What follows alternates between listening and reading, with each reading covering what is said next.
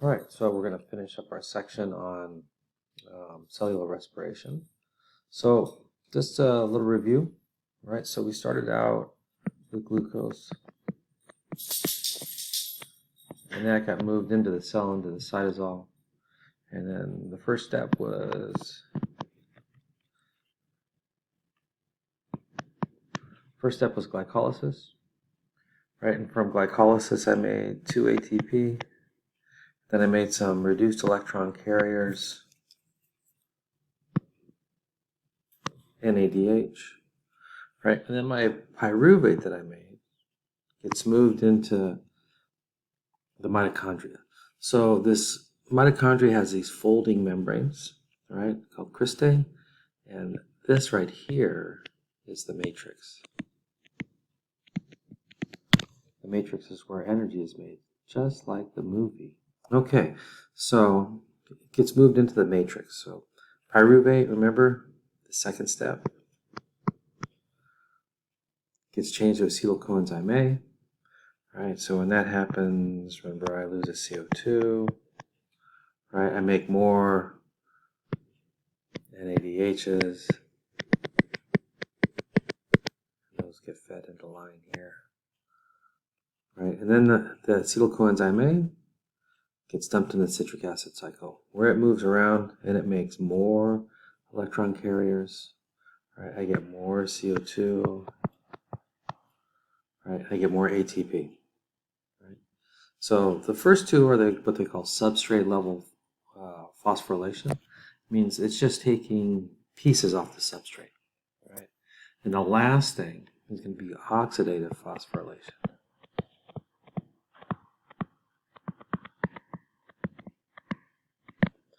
Right, and it's going to go through this right here is the ETC, electron transport chain. Right, so the third step was the Krebs cycle, or the citric acid cycle, and the fourth step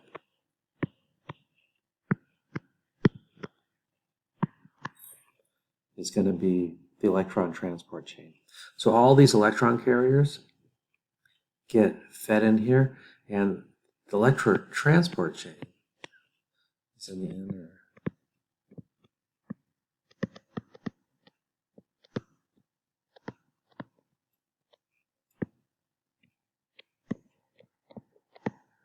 Is in the inner mitochondrial membrane.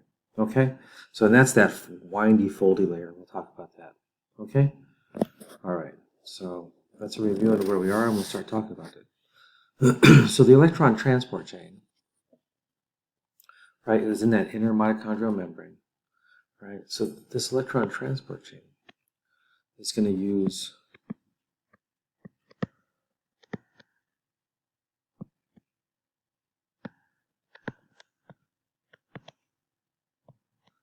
charged electrons.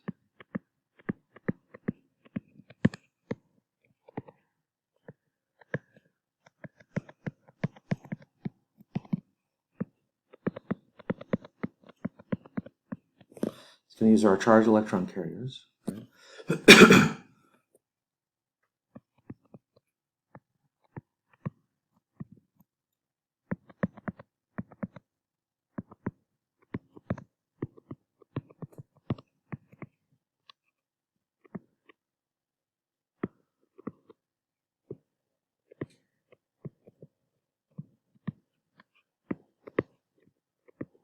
It's going to use to pump electrons into the inner membrane space. So those electrons were pumping that intermembrane space. So if you see right here, so I have my glucose, I had my acetylation, my citric acid cycle, and my electron transport chain, and it's going to pump that hydrogen into this middle space here, this intermembrane space. Right? So the electron transport chain, let me make this a little bigger so you can see this. Right? So if you think about it, it has a bunch of vitamins in here that are located in that membrane. And my electron carriers, my NADH, right, will just come and drop off an electron, right, and it will become its oxidized. Let me erase that. It will become its oxidized plus version, right? So, and then it has to do something with the electron or the hydrogen. So it releases a hydrogen atom or hydrogen ion, right? And then that electron will continue to wind its way through here, right? And as it does that, it'll use the energy from the electron. So if you think about voltage, it's charged electrons. So at the beginning, that electron is big and charged, and by the time it gets to the bottom of that electron chain, it's lost a lot of its charge. It's kind of like a battery that kind of runs down over time. Right, same thing with the FADH2. Right here, it's dropping off some electrons as well, and it's moving more hydrogen up to this intramembrane space. Okay? All right, so if we see here as electrons are passed, right, energy is harvested, and it creates a hydrogen gradient necessary for producing ATP. Right, so a couple things. This hydrogen gradient, right, remember a gradient's where you got more on one side than the other. It's going to be called the proton motive force. Remember that name, the proton motive force. Right, and then at the end over here, right, I have O2. Right? And I've got all this H. So at the end, this O2 is going to take your spent electrons and your H positive, and it's going to become H2O. Right? So your final electron acceptor, this is important right here. All right, your final electron acceptor, right, is oxygen. Right? To form H2O. Okay? Your final electron acceptor is oxygen. It's going to accept that electron, right? And it's going to become water. Okay, let's move on. Let me shrink that down a little bit again. Move it over here. Maybe a little bit bigger. There you go. All right, let's move on. So this final step is called oxidative phosphorylation. Right. So oxidative phosphorylation. So at the end of so if I have my electron transport chain right here, at the end of it, right, it says ATP synthase.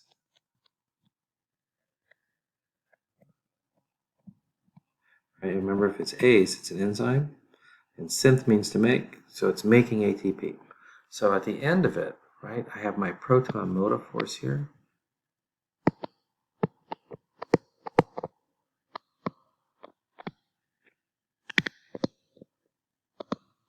Right?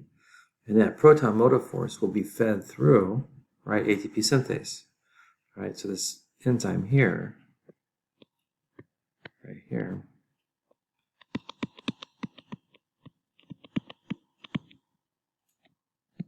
so that proton motive force, so all those hydrogens I pumped over right here in this picture are going to move through my ATP synthase, right? And as they do, the head of that, they call it the catalytic head of the enzyme, spins, and as it does, it produces ATP from ADP in inorganic phosphate.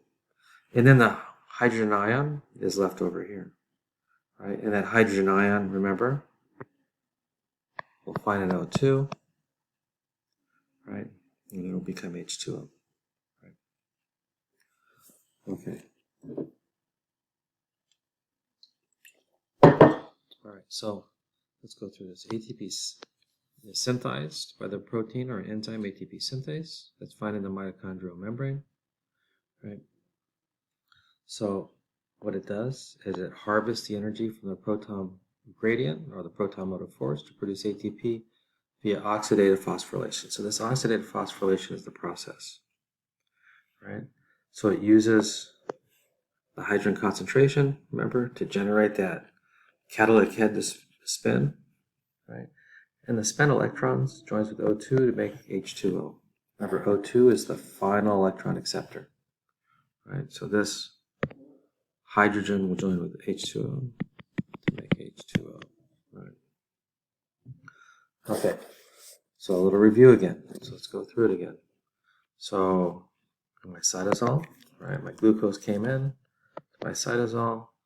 Through glycolysis, made pyruvate, and NADH and ATP, and that got passed, right, via active transport, right, into the mitochondrial matrix here, right, and then from there that pyruvate got acetylated, right. I lost the CO2 over here at the top, right. And that acetyl coenzyme A went into the citric acid cycle, the Krebs cycle, where it made more NADHs. It made more FADH2, made more CO2, more ATP. Then it went down to the electron transport chain, right? And it wound its way through. It used those electrons and it pumped all that hydrogen to the intramembrane space, right? And then all those hydrogens right here started moving through ATP synthase. ATP synthase is all over that membrane. Right, and it just starts spinning and it starts cranking out ATP. Right, that's a great picture.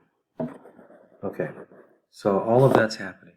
Right, remember, if I don't have sugar, if I don't have glucose, I can use triglycerides, and it's dumped right here. I don't get as much energy out, but it's got a lot of carbon, so total energy is going to be more. All right, so cellular respiration. Right, here's our summary. Right, glycolysis. Right, I got 2 NADHs, 2 ATP. Right, I got to the citric acid cycle. I'm going to say 8 NADHs because I got 2 from the process of acetylation, 2 FADH2, 6 total CO2, and 2 ATP. So if I'm counting so far, right, I've got 10 NADHs, I got 4 ATP, I got 6 CO2s and 2 FADHs. And then at the end of oxidative phosphorylation, I get 32 to 36 ATP. 38 would be complete, but I had to use a couple to get my pyruvates into the mitochondria, right? So 32 to 36 is pretty much the most. All right, so that's the process of the electron transport chain. Now, this picture is money, so you want to make sure you know that. And just go through here and get what you can get. All right, so using energy. So why do we need to do all this? Because we need energy. Remember, ATP is the currency of energy in the body, right? So you use ATP